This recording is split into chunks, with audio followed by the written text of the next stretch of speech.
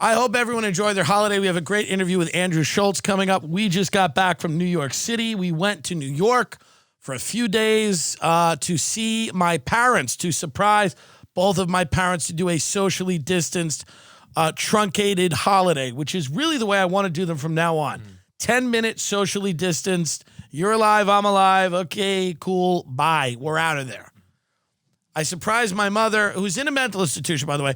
Everyone's like, she's going to be so surprised. I'm like, she's insane. It's not going to be that much of a surprise. Every day, they just go, today is another thing. And she goes, okay. She's in an institution. I'm sure the level of surprise was somewhat muted, you know? I told her, I said, I'm sorry Trump lost. She felt very bad about that. She goes, I know. And we got to do it through a plate of glass, like she's a felon because of Corona. So I got a COVID, whatever. You got to stand. I like Corona. I like calling it the old school. Yeah, I like that. I got to stand outside the plate glass window. And then she kept demeaning Ben. She kept going. I was like, yeah, Ben's my co-producer. She's like, oh, your secretary. I'm like, not really. He edits all my content. She's like, your secretary. I'm like, well, my best friend. She's like, your secretary. He's a secretary. Like, well, you know, certainly some of his duties are secretarial. I mean, there's, you know, but you took it in stride. She's a lovely woman. You took it in stride. I think she thought it was funny to keep calling me a secretary. I could see her smiling. Yeah. Well, you need to be beaten. And people realize that if someone gives you too many compliments, the things you will do, the horror you will bring upon the world would be unquantifiable. This is true. The nightmares that if you are not constantly made to feel bad about who you are, you are not at your best. It's true. It's true. It's a fact. Some people just need it. And then we went to see my father and the woman he married, those two goons. They just built a new house. They didn't build it. They bought a new house 2 blocks away from their old house because they were bored during the quarantine and because, as always, they have no money and they're perpetual victims and life is hard.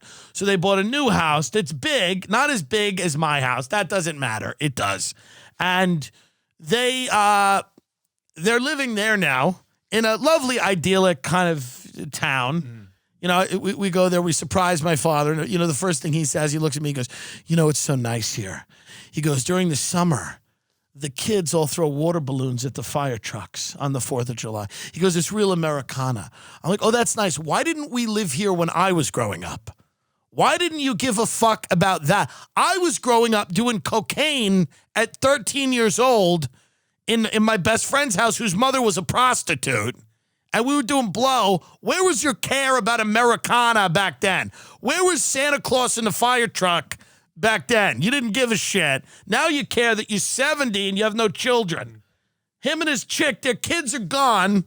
They've all been raised and they're out of the house. Now they've decided to what a great place to raise our no children.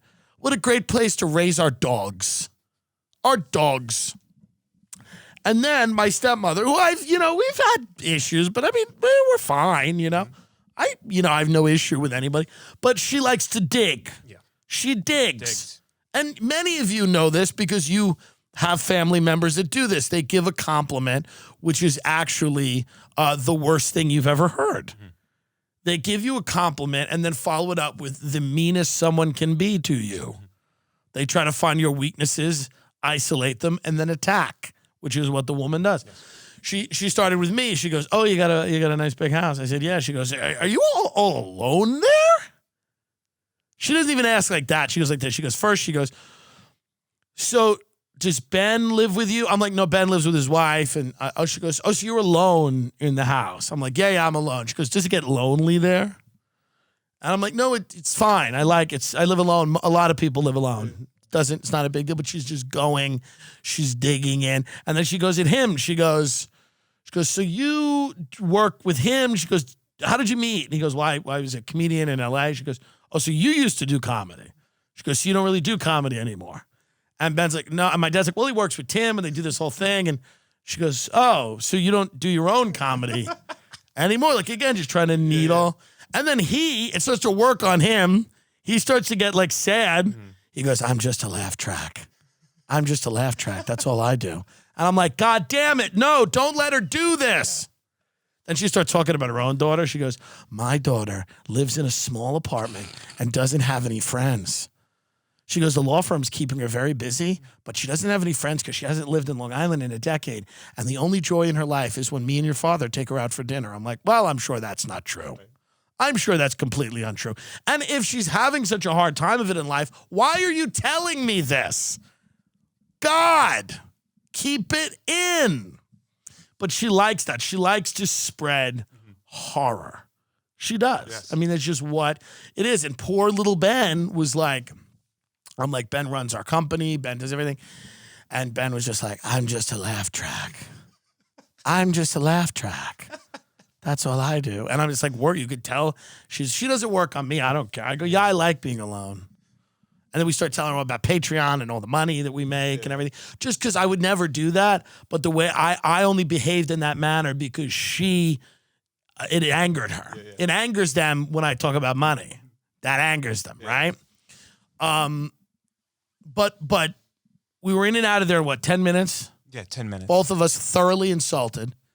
And this is what you can do instead of doing the whole holiday party, because holidays are fun if you have little kids and you give them Batman and goes, Daddy, I love you. That's not it for a lot of us. For a lot of us, it's going to a family, sitting around a room with a bunch of people with drinking problems and divorces, multiple bankruptcies. People don't even know who each other are anymore. You're like, who are you again? You're dating who?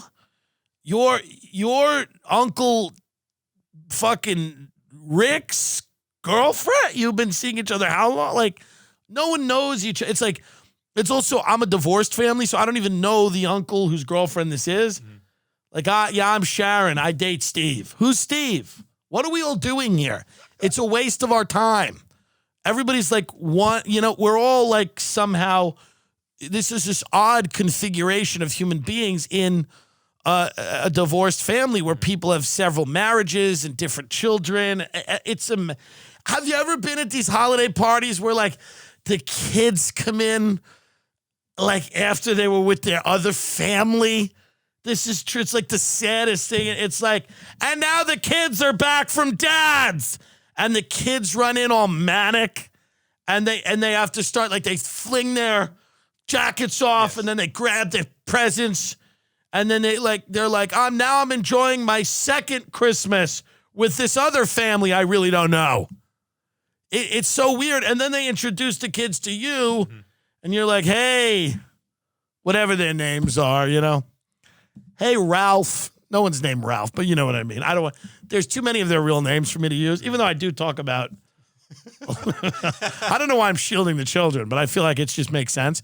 But then you look at them and they're like, I love like the girls who are kind of cunty, like girls in their like early teens or whatever. Mm-hmm. They're like, this is Tim, this is Timmy's son. And they just go like this, they go,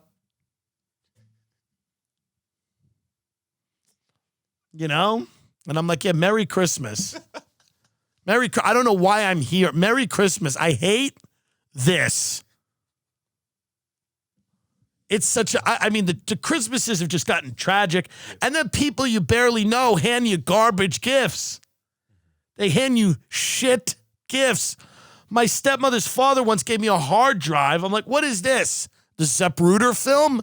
It was fucking, he goes, it just has all these facts. He goes, you're a comedian. You should know a bunch of facts. And it was just endless pages of facts about everything you could think about. Really? Yeah. Jesus. I'm like, what the fuck is going on here? What is this? But you don't know these people, and they shouldn't even be giving you gifts, and yet they are. Yeah. You just fall out of families. You fall out. Like I said to Ben, like Ben is my family because like my mom's nuts. And my dad, I love him, but he's had a lobotomy. I mean, he's been McMurphy. He's talking about his dogs. And then his wife, Maleficent, is trying to ruin our lives here. She's trying to just destroy any semblance of self-respect me and this kid have. Yeah. And then I choose that or my lunatic mother, in a Stop the Steal hat with Tina 40. So, and I don't know, and my cousins, listen to this. My cousin, okay, the ones that aren't in jail currently, texts me and goes, hey, I don't ask for much. By the way, good. I don't ask for anything. Mm-hmm. So when you go, I don't ask for much, I go, good. Please don't change that. Please have that be the only text. Hey, I don't ask for much. Oh, noted. Merry Christmas. But then he goes like this. I'm going to read the text. Okay. It's out of his goddamn mind, these people. And I love everyone and respect them. But I have to let everyone know. Listen to this. Yeah. Listen, throwing this out there, I don't ask for much. I don't have a Twitter, and Budweiser is doing this thing. If you send them a pic of your dog, they will put it on their beer can. Can you send this picture to Budweiser and send the hashtag Pupweiser? Hashtag Pupwhat. Aren't you in recovery? Why do you want a dog on a can of Budweiser? What's the next thing you want me to do? Get a picture of your dog on a syringe? You want an OxyContin with a picture of your cat? Get to work, folks. I've had enough. Then he goes, you know, I'll save the trouble of you answering. I'll just go fuck myself. Correct. Love the little guy, but enough. No, I'm not putting your dog on a can of Budweiser. Many people in our family have wet brain because of that product. Okay? There's people that can't stand up straight without getting vertigo. Yeah, I don't think we should put your puppy on a beer bottle. Enough with the substances, for Christ. Fucking Irish slobs, one and all. Mm-hmm.